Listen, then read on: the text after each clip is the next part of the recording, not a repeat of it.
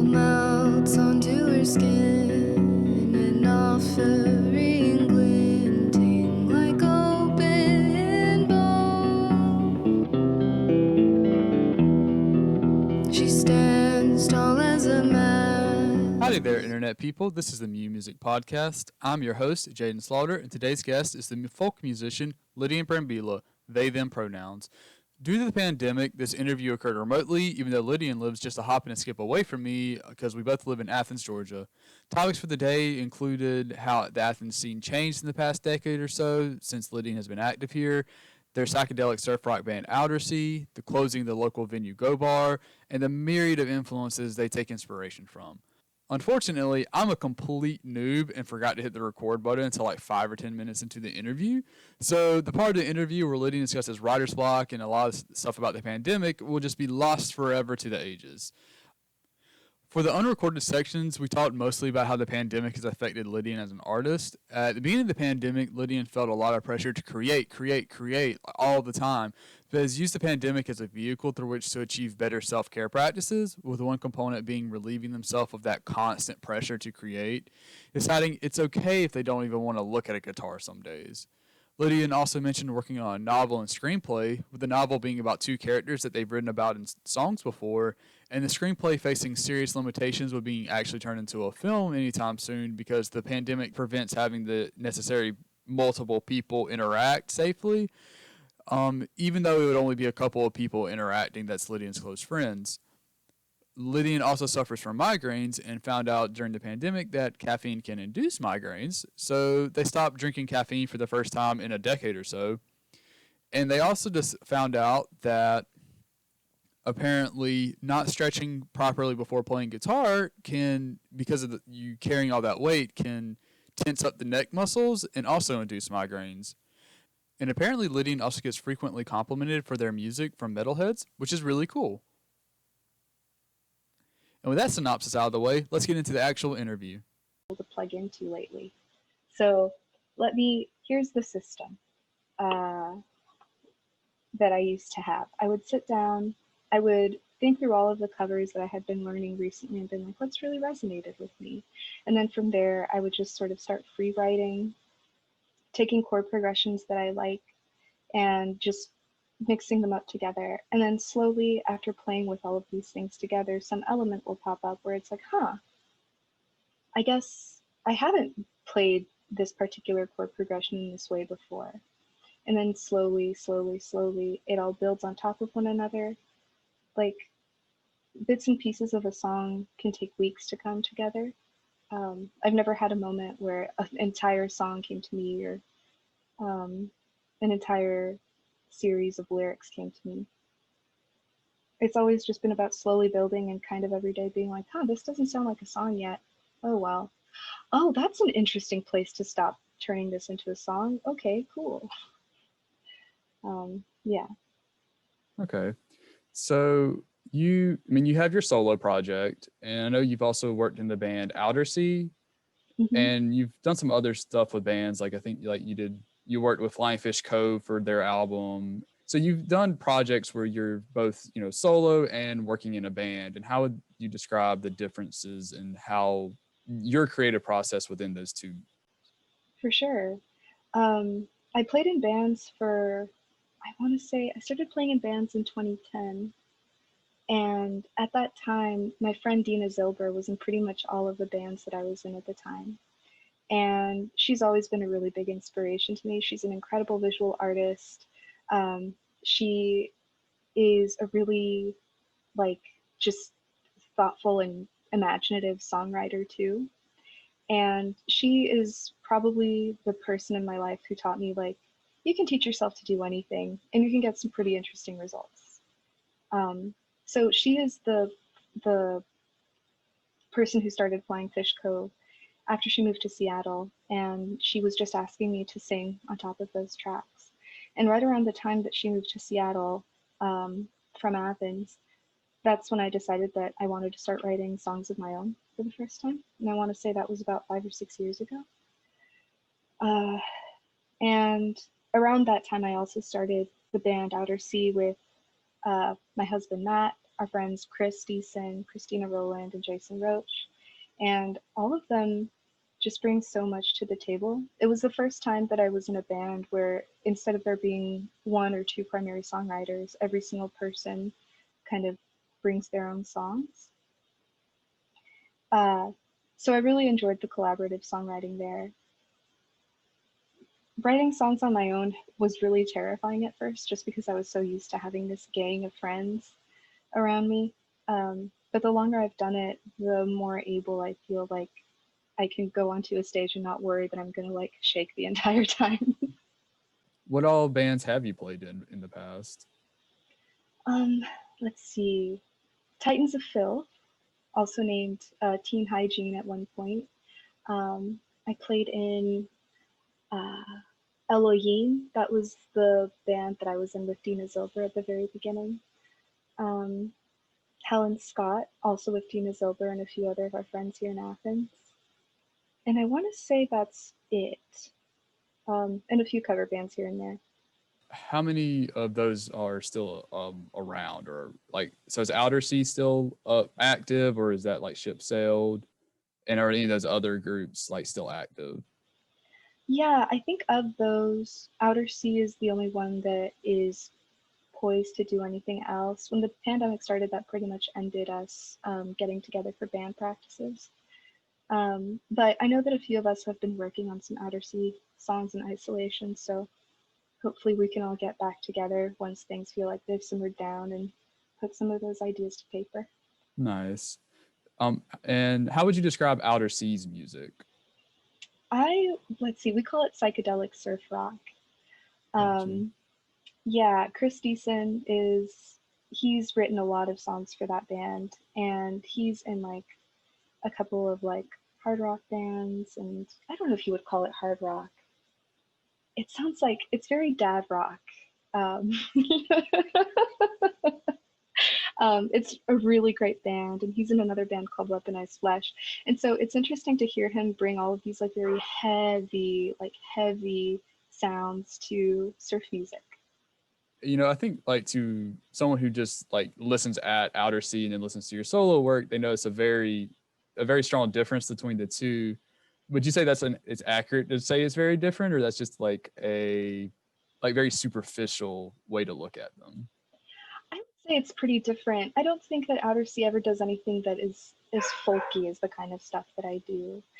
Even so, I feel like a lot of the chord progressions and sounds that I bring to my singer-songwriting eventually end up in Outersea too. They just sound completely different in context.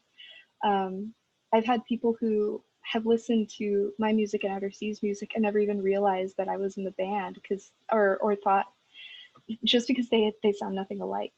And it's really funny to find people who can enjoy both separately. Yeah, I mean, I definitely enjoy both. I'm in the camp that like I would not have known had I not like read about it and be like, oh, this is your other band. Yeah, Nice. yeah. They're both it's really fun. Outersea is so fun to do, and it's so nice to show up to a place and be like, I already have friends here. No matter what happens, I have 4 friends here. Yeah, I guess that can be terrifying as a solo act to like, especially if you go like out of town and you don't know anybody there. Exactly. I haven't been on tour solo. It's just not something that I've felt brave enough to do on my own yet. Going on tour as a family is much more fun. Ideally, I could find another band to piggyback or to ride with. That would be the perfect mix for me. How far outside of Athens have you played? Only as far as Atlanta. I haven't really played much farther, much beyond that. Partly because I have a little bit of a hard time figuring out how to get the annual leave at work on top of wanting to do things like see family that lives far away. And also just like the logistics and the cost of touring are things that I'm a little bit, I'd like to get more confident about those things. So hopefully post-pandemic, that's something I can start thinking about booking. You've played all over Athens. So do you have a particular favorite venue here in town? Ooh, where have I really enjoyed playing? I mean, Flickr will always be home. Like, of all the places in town I've played, that's the one I've played the most, and it's the one where I feel like I can always count on there being a friend. Um, I really miss Go Bar. Rest in peace. I know Go Bar was so important and brought together all of the weirdos that have defined music here for so long. It was the first. And It was the only place I'd ever seen you play, honestly. Yeah, Go Bar it was so important, and I'm really excited to see what types of shows they book in that space when it reopens under a new name. So they are playing on Hopefully it. that's still that. Well, last I heard, which was about a year ago, they were. So hard to say where their plans stand now. Gotcha. I didn't know that. I just knew they closed, and because I heard like the guy who owned it, just he'd been doing it for like 20 years or however long. He just was ready to retire or something. Yeah, they were. I think that they had been talking about starting like a tavern, like with more of a focus on food and earlier shows, which I mean, honestly, that sounds really nice to me right now. I just want to get cozy and stuff some food in my face and know that I'm going to see friendly faces. That's the I'm best easy. time. Totally. So fingers crossed that something like that is still in the works. Yeah, I guess Go Bar really like was kind of ahead of the curve though, because they were like farewell show in last day of 2019, just completely missed the pandemic. I know, like what timing? Just amazing timing. This is going to be maybe a particularly specific question, but have you seen the documentary Athens, Georgia, Over Under? I have seen bits and pieces of it. I haven't sat down to watch the entire thing. Okay, because you're featured in like the early sections of it, you and Dina Zilber. And I thought there Yes. was something you said that I thought was really interesting. And you were asked what you thought made the Athens scene special in the way it is, or something along those lines. And your response was that you would say Athens is like the liminal space. And you kind of use an example of, kind of like, but there's like adolescence between childhood and adulthood, and Athens is like the liminal space between the like traditional aspect of school and adulthood, and that people Peter Pan in between, and that you find that a very attractive thing, and that you could see yourself wanting to live there forever, which this was like in like 2013, so this was years and years ago. But did you say that's still accurate, if you even remember this? Oh my gosh, I'm going to regret saying that for the rest of my life. My friend Dina recorded that little snippet and sent it to me, and oh my goodness, I felt so. This was only 7 years ago, and I feel really silly saying I looked so young. But I don't really feel that way anymore. I feel like, in some ways, because this is a college town, this does offer some ways of living that can feel easier than living somewhere like, say, Metro Atlanta, where there can be a lot more traffic, a lot more distance between things. Yeah, but this place isn't nearly as affordable as it used to be. There's been a lot of conversation around the kind of ingrained structural inequalities here that are worse, particularly for people of color and for poor people, than they would be in other places. Yeah, as the cost of living has risen, so much about Athens' ability to foster an art scene has changed. So compared to other places to live, on average, I still think like this is a place that is more affordable, and so does leave people with a little more time, space, and energy to make art. But I think that the differences are quickly disappearing. Athens looks more and more like Gwinnett every day, and it has been for a very long time. And I'm curious to see if there's anything that can be done politically to change that or to reverse that trend. I'm not curious. I'm certain that there are things that can be done politically to control rent and to reduce the gentrification of life here. And I hope that our elected officials can listen to calls for that. Yeah, you definitely, in my interactions with you and based on some of your lyrics and just overall, you seem like a pretty politically minded person. Would you agree with that? How? Yeah. What were you gonna ask? I was just going to ask, how much does that inform your music in general? I guess the two are inextricable. Like, even if it's not intentional, all art is political. But particularly this last year, as like with my health, I've just taken a back seat to so much of what's been happening. Um, and it's really weird trying to struggle with that contradiction of like, I know change needs to happen. I know people need to step up and to participate in the already existing movements for change that are out there. And also, I have so little energy that I don't really feel like I can plug into anything right now. Like, I'm really conscious of the discourse around self-care, like, you know, how self-care has gone from like a politically radical act and been co-opted into something that's about buying consumer goods and replacing care of the community with shopping, you know? Yeah, that's one of the definite unfortunate aspects of capitalism. Like every revolutionary act will eventually be commodified in some way. Exactly. And so I feel invigorated and inspired by comrades who are doing the work. And right now, I feel like the most work that I'm capable of doing is just trying to get my head and my body right and hopefully return to the revolution with a little bit more energy. You will, comrade. I remember like Thank a couple, you. of course.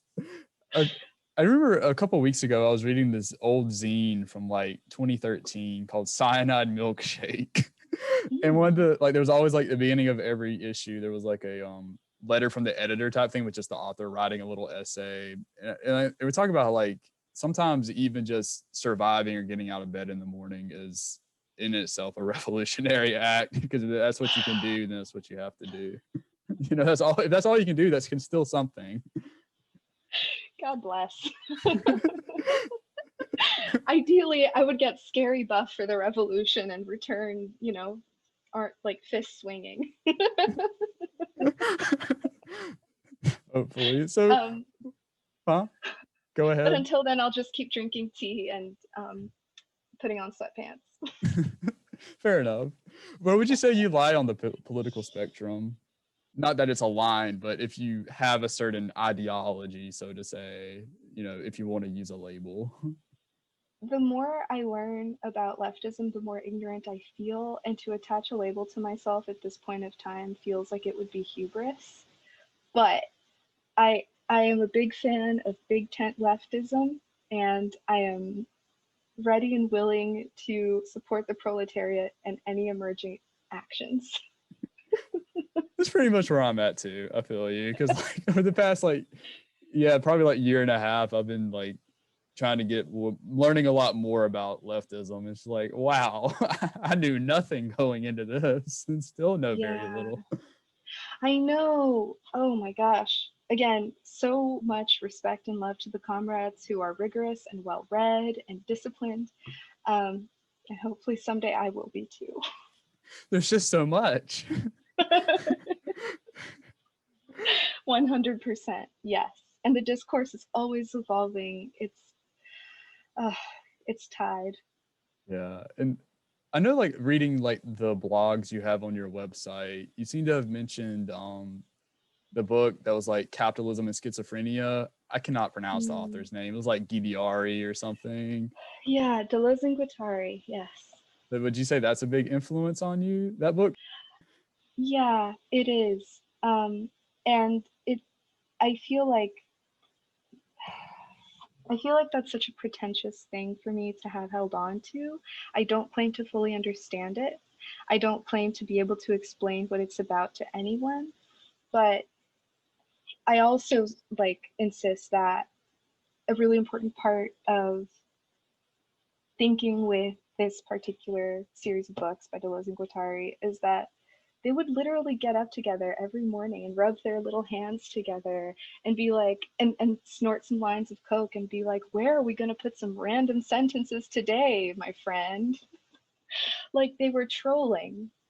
And a lot of their ideas can be thought with and applied with, like spiral thinking, difference, spatiality. these are concepts that if, I don't know, you're stoned and sitting at a guitar with, they can be really fun, and you can plug them into one another and create, I don't know, something that you weren't expecting. I imagine it could So be.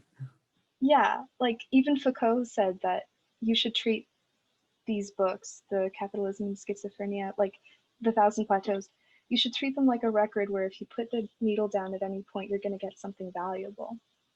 So it's less useful as a linear artifact that you can get concrete philosophical ideas of, and more interesting to use like a tarot deck to grab ideas from at random. It's also a great model for how to get tenure while bullshitting your way through everything that your colleagues before you ever thought was important. That's the way to do it right there. I don't know. Like, I feel like it's kind of, I mean, it just seems like a very artistic way to view philosophy. Like, I mean that in a very positive way. Like, instead of like thinking you have to, know this giant scientific model, it's more like, let me listen to the one song on the album and like and see how that inspires me, or even just the whole Yeah, thing. And how does it inspire me? I don't have to understand the entire thing. I don't have to be able to explain to you the music theory of it, but like it yeah, inspires me to do X positive thing in the world. So I mean, that's important. That's just as good. 100%. Yeah, there's no way that we can consume every idea and every piece of art ever before we're prepared to make an educated, rigorous contribution.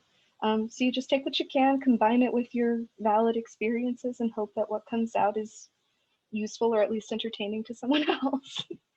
But generally, if someone goes to the time to create something, I think it's valuable at least to them, and it's valuable to them, then it's probably valuable to someone else too. Mm-hmm. So you're a doctoral student, right? No, and I am very proud of this. At the beginning of the year, leaving my PhD program was one of the first things that I did to like fix my health. Nice. So yes, I am a student at large in the School of Life. This is a broader curriculum. For sure. I was in a program with lots of great people, lots of great faculty, lots of great readings, and it was just not the right place or the right time for me. Gotcha. Do you plan on returning at some point, or do you think that you're just done with it? I might. I'm a little undecided. I think a lot is riding on just what I decide to do next career-wise. I'd like to continue on in librarianship, and I think I might wait for a few years and see if there's a specific branch of librarianship that is a better fit. Or, just wait to find a doctoral program that seems like it would be an organic fit with an eventual job that I have. I don't know. But I am thinking of doing yoga teacher training in the summer. Oh, that'd be nice. Yeah, like there came a point where I was like, I'm tired of sitting to do guitar. I'm tired of sitting and writing. I'm tired of doing all these things that cause me pain. And I was like, what if I just get better at managing my pain? And like, I've been doing yoga since I was 15 when I bought my first yoga DVD. And like, the yoga classes that I first started going to when I moved to Athens in 2010 blew my mind. So I don't know. I'm hoping that yoga teacher training is going to give me some good self-knowledge, good body knowledge. Oh, it definitely is. Can be an outlet into understanding like that your body, like you're saying, or just being a good time in general. I enjoy yoga too. Yeah.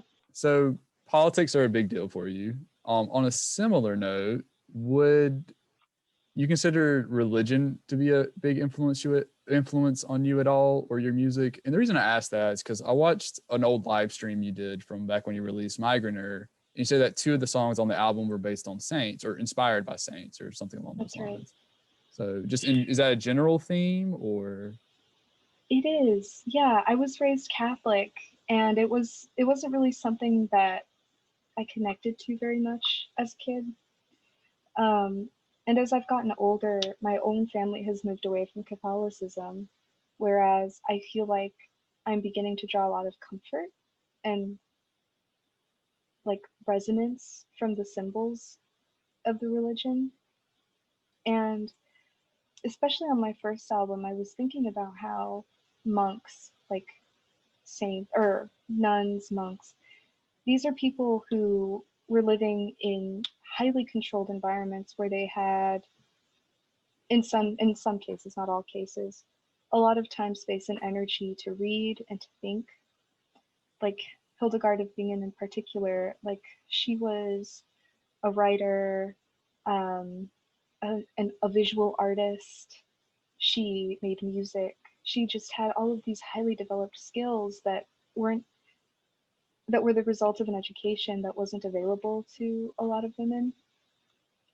And I've just been feeling this tension of like, man, I wish that I lived in a highly controlled environment where I was encouraged to make as much art as I wanted, while also acknowledging that at the same time, I am a free person, trying to make a life under capitalism. And I guess what I'm trying to say is that I'm a big fan of the idea of a kind of like secular monk at large. Saint Benedict was the person who introduced the idea that the Cenobites were the correct monks, the ones who lived in these tightly controlled environments in monasteries, whereas Cerebates he dismissed as being sinful and lax. Cerebates were the ones who lived in tiny clusters of twos or threes and who wandered from town to town. More anarchic monks, if you will. Were they closer to like being ascetics? They weren't necessarily ascetics, no. I think that might have been more the anchorites who lived in the wilderness. So yeah, I've just been really attracted by this idea of the secular monk and trying to figure out what that means if, again, you're trying to live under capitalism. Also, I love how incredibly queer the Cerebate figure is. Like, you're talking about men living in groups of twos or threes, right? And I don't mean that in an exclusively sexual way either. It's this choice to live outside of the nuclear family and to be landless in these societies that I think is just really cool. I haven't really thought through these ideas in a long time, so hopefully they're not too rambly or scattered. Oh, no, that's fine. Do you want to like delve even farther into it for us, or do you just? I think that's all I got for now. That's fair. I welcome any and all questions with no guarantee of answers. So do you draw any influence from like religions outside of Catholicism, since you're looking at more the secular aspects that you could take from the religion? I would say no, not really. Beyond like a very vague like Wiccan or pagan sensibility. I wouldn't necessarily feel comfortable or enmeshed enough in other religions to appropriate from them. I just feel like Catholicism was a thing that I was given, and they're childhood symbols that I feel like I'm going to be able to play with for a long time. That makes sense. In a similar way, that's kind of, I guess I came from, a Baptist upbringing. So, it kind of not similar necessarily in, I understand what you're saying, I guess. Right. So going back also, I guess, to your older albums, what made you pick the art for Ars Apparatus, which was like because it wasn't made specifically for the album. You drew it from some open source. It was a very old piece of art. Like, what drew you to that? Right. It was an illustration by William Blake of I forget of who it was. But so William Blake was this poet and illustrator who wrote very psychedelic spiritual, who made really psychedelic spiritual art. And I just loved the idea that this person who was mainly known for his poetry and for his really psychedelic illustrations made this very kind of realistic, respectful, solemn illustration to commemorate someone's grave. I haven't done too much research into whose grave it is, so hopefully it's not like some horrible racist. I really hope that's not the case. And if it is, I'm not endorsing any of the actions of the dead. But the other reason that I chose that is because it was very important to me to use something open source. I didn't have the budget that I've had in the past to pay an artist to commission a painting in the way that I did for my first album. That was drawn by Sarah Christine Renner, who's Sarah Christine Mars, who is a wonderful illustrator. And so for the second piece, I wanted to use something open source, in part because I'm a big believer in the end of copyright. That's not to say that I don't think artists should be paid. They should be paid justly for their work, but copyright doesn't generally do a good job of ensuring that. So yeah, those are some of the reasons that I chose that. What's the significance of the album title? Which, correct me if I'm wrong, but translates roughly to like the art of the machine. Mm-hmm. So what was the significance of that? At the time, I was reading a lot of Deleuze and Guattari, and I would have been a lot better able to answer this question then. But from what I remember at the time, they think a lot about, Deleuze and Guattari think through abstract machines, these kind of conceptual working abstractions, thoughts. Oh my God, I can't even begin to get into that language. I don't want to. I don't have the energy or the conviction to do it. I'm sorry for bringing it up. No. This is just me, me remembering myself at a different time and thinking, wow, who were you? But so from where I stand now, Ars Apparatus refers to all of the different thinking machines that we put to work without realizing that we are. All of the different forms of mental bondage that we put around ourselves to limit ourselves, to conform to capitalism, to just make our lives and our thoughts smaller in order to make survival a little bit more bearable. And I think that there's something really powerful about making art and about just general contemplation that makes some of these thinking machines a little bit more visible. Like, oh, I had no idea that that was the script that I use to beat myself up every time that I make a mistake, or every time that I make something that I'm not happy with. The act of sitting down and observing your own thoughts, of looking at the machines that are running your brain and not taking those machines for granted. Got you. I read somewhere in one of your older blog posts from before the album was released that originally the title of the album was going to be The Eternal Machine, but then so it got changed to The Art of the Machine.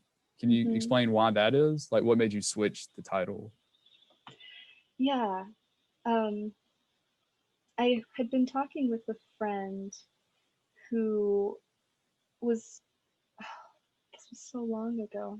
I had been talking with a friend who was talking about a different guitarist who played almost exclusively acoustic guitar, in part because she thought of acoustic guitar as being a very eternal kind of machine.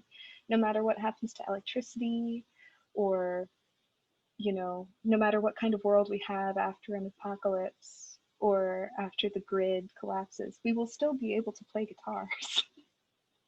Like, I might not be able to play a synth or an electric guitar, but I will always be able to pick up this wooden instrument and produce a pleasing sound. And it was a little bit of an ironic title because I exclusively play electric guitar. And ultimately I decided to change the album because a different project had another project exists called The Eternal Machine. So I decided to just put a little bit more space between me and that. I think my headphones are dying. Do you hear a sound on your end of like beeping? I don't. Okay, good. Then it's not a thing. Okay. Cool. So, I guess maybe I should have led something more like this, but what made you originally start playing music in the first place? Yeah, I took orchestra classes in public school. I learned to play violin there. And when I first moved to Athens, I started meeting friends who were in indie bands and who wanted violin players. At first, I started playing keyboard in Titans of Filth / Teen Hygiene. Slowly, I started playing violin in the band Elohim and then the band Helen Scott. And it wasn't until Outersea that I played guitar in a band. That was the first band I ever played guitar in. And that was the first time that I was actively playing guitar and practicing guitar. I still don't consider myself to be a very good guitar player, but I do what I can and I make it work. I mean, what does it mean to be a good guitar player anyways, really? can't play Stairway to Heaven.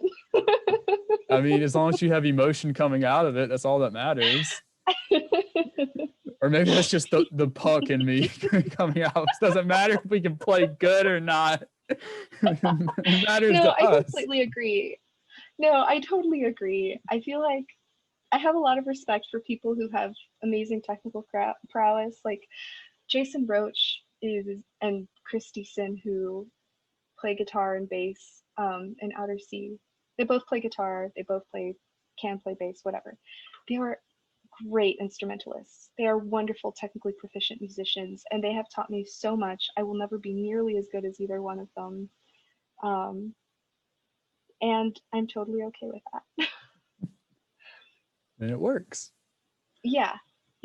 I'm grateful for everything that they've shown me, for sure.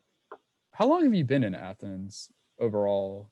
And I guess in August it will be 11 years. okay. What, did you originally come from school or any other reason? Mm-hmm. Yeah, I came here for undergrad at UGA from Metro Atlanta. Got you. Mm-hmm. And so I know you said you've dropped your doctoral program, but what was your major in those, just out of curiosity? Yeah, so for undergrad, I studied comparative literature and anthropology, and then my PhD program was in educational theory and practice, critical studies. Yeah, that was a more like history, philosophy, critique of education. You've been active for a while, and over the years you've gotten like some serious shout outs. So, you were in a documentary about the Athens music scene. You got the Vic Chestnut Songwriter Award a couple of years ago. That's right. And Mm-hmm. you even got a shout out from Bandcamp.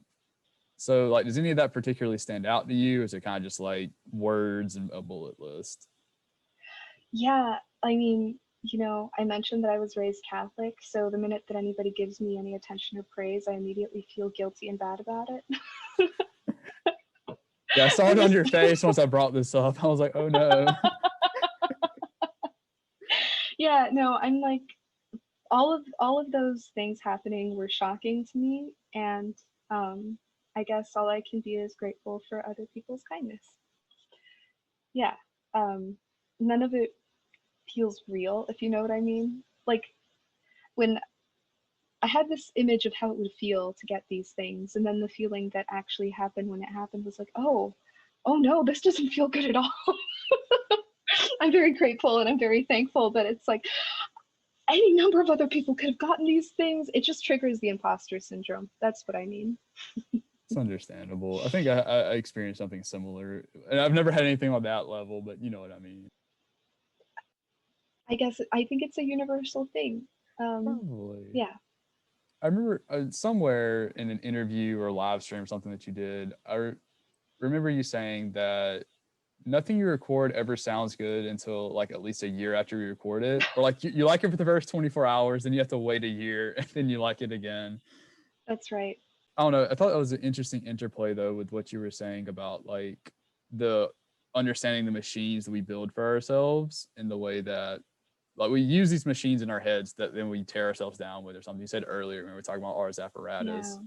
So Yeah. like, would you say like that's still the case where it still takes an entire year, or like has there been a process of change since? I don't know what I'm asking.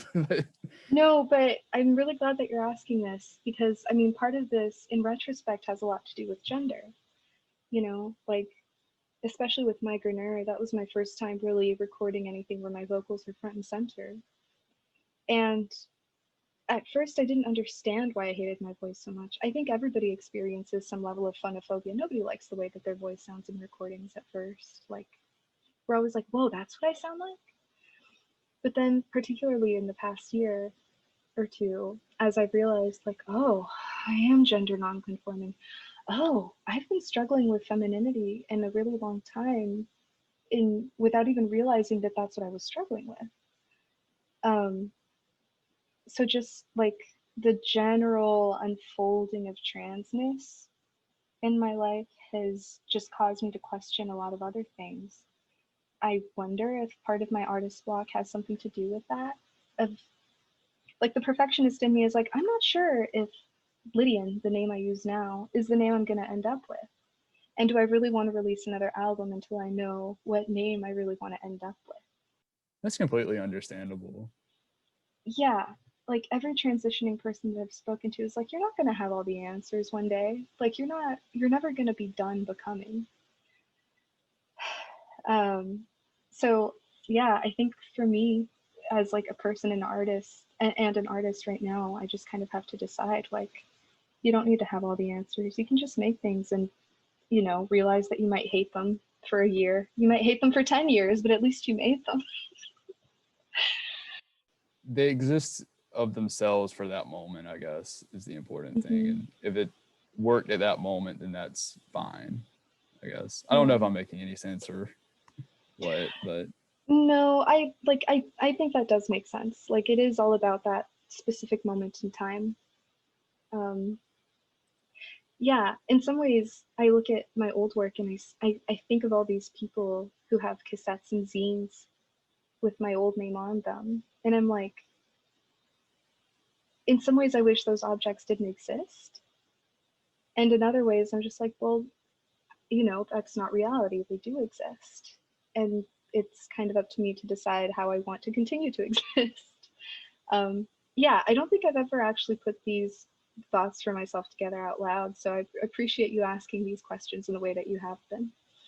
does that have anything to do with why you took the music off of Spotify?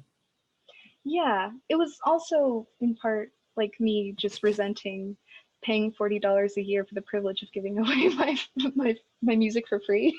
They make you pay for it to put your music on there? Yeah, I used a distributor, an online distributor called DistroKid. And of the many ways that you can try to put your music on online streaming platforms, that's one of the most affordable. I had generally positive experiences with it, but I just kind of reached a point where it's like, well, I can't change the name of these online artifacts, and I just don't want to spend 40 bucks a year on this anymore. So my music is still available online on Bandcamp, and it can still be bought, or it can't currently be bought in physical form because I don't want to bother with going to the post office during a pandemic. It's understandable. Yeah, because I think they sold out like right after the pandemic started. Because I want to say like they both Mm-hmm. sold out like right after Bandcamp gave you the shout out, which is like right after the pandemic, if I remember correctly. That's right. That's right. Yeah, that's about when I was like, I want to put a little bit of distance between the old name I used for my music and the name that I will eventually find to perform under. Um, yeah, yeah. Just this conversation is me realizing how much anxiety I've brought to the question of presentation. Yeah, and hopefully I can find some actionable steps soon. Hopefully, I'm not saying anything I'm not supposed to within the context here. Not at all, no. Okay. Yeah, I'm amazed that you noticed these details. I think I was like planning on buying a physical copy, and then it sold out around that time. So I was like, I oh, would be okay. happy to give you a physical copy. If I you can make want. that happen. Don't put yourself out, but I would love it. Yes. For sure. You're a neighbor. We can make this happen. Yay. So you did put out a couple songs for the, I may be mispronouncing this completely, but it was like Voices and Pandemia or whatever. I think it translates Voices and Pandemic. Yes. So were those songs you had like for a while, or did you make those brand new for the compilation? Yes, I wrote both of them for the compilation. There were two songs. One was, so I was asked by the organizer of the compilation to translate an account of an undocumented woman who immigrated to the US, to translate her words into English and to sing from the third person perspective about her. And so I did that in my first song. And then the second song, I was asked to write something about my perspective as somebody who is the child of immigrants. So I wrote that one too. And the second song that I wrote about my personal experiences is called The Moon is a Homeland. And when I was writing that song, I was thinking a lot through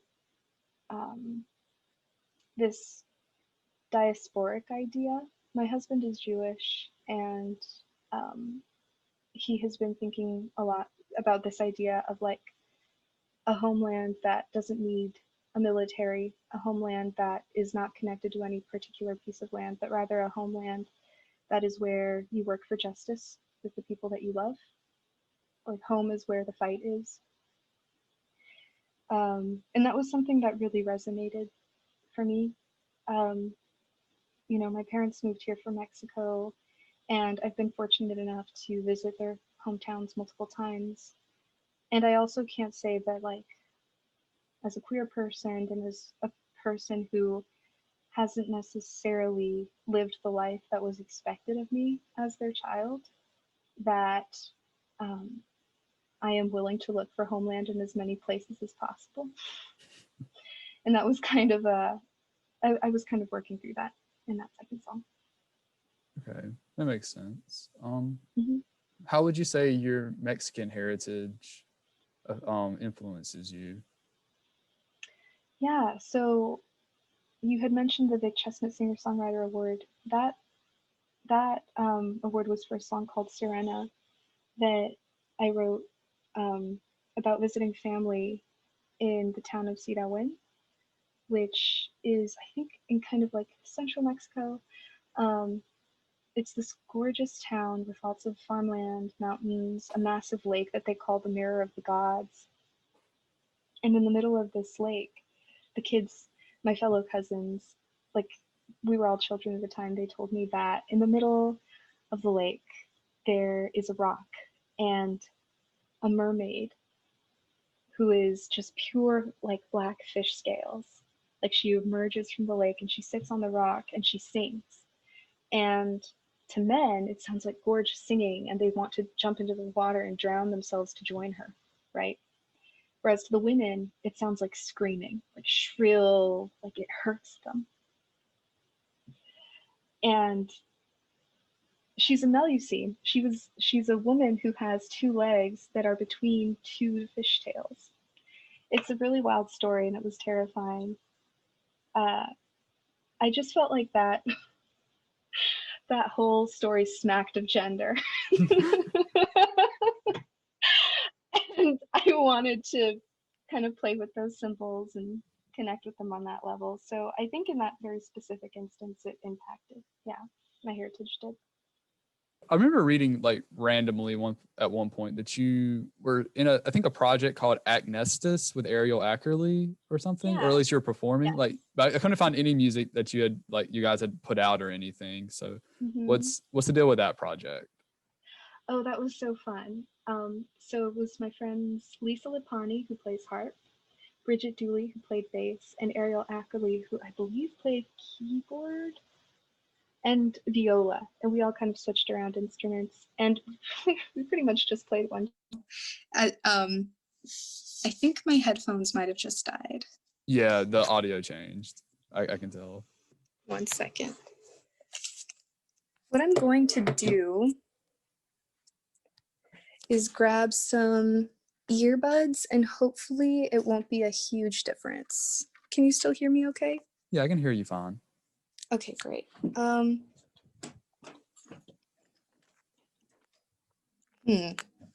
Well, we can try a couple of different things. I can try to see if I can charge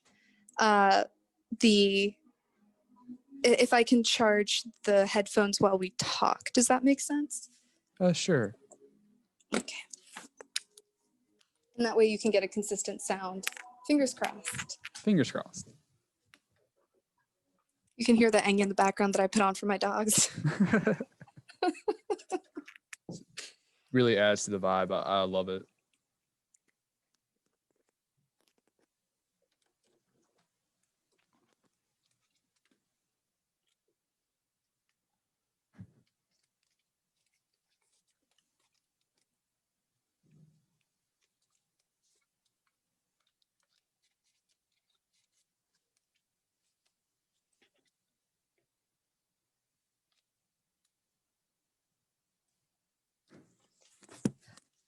Okay, so it doesn't seem like they can charge and be on at the same time.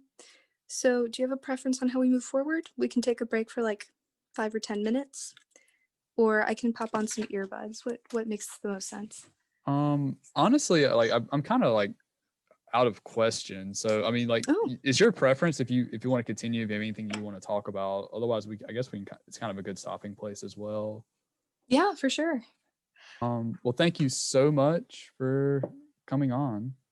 Yeah, thank you so much for these really insightful questions. I don't think I've ever had anybody interview me who had done as much research beforehand. Yeah, I really appreciate you.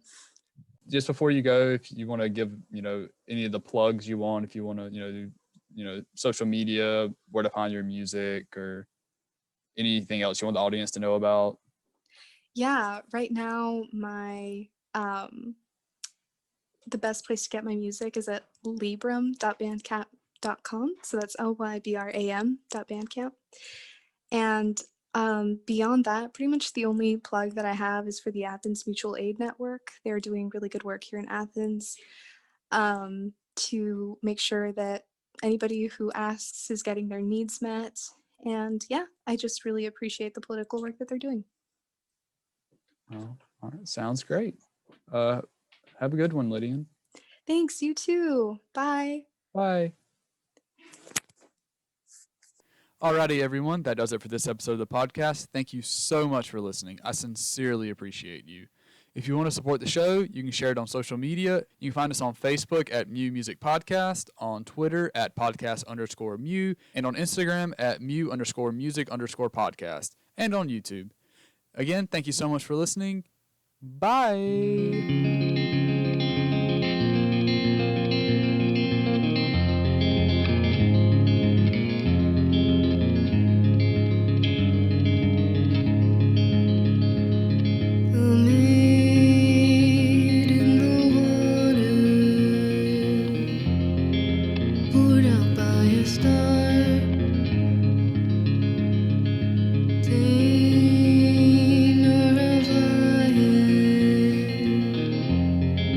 Master in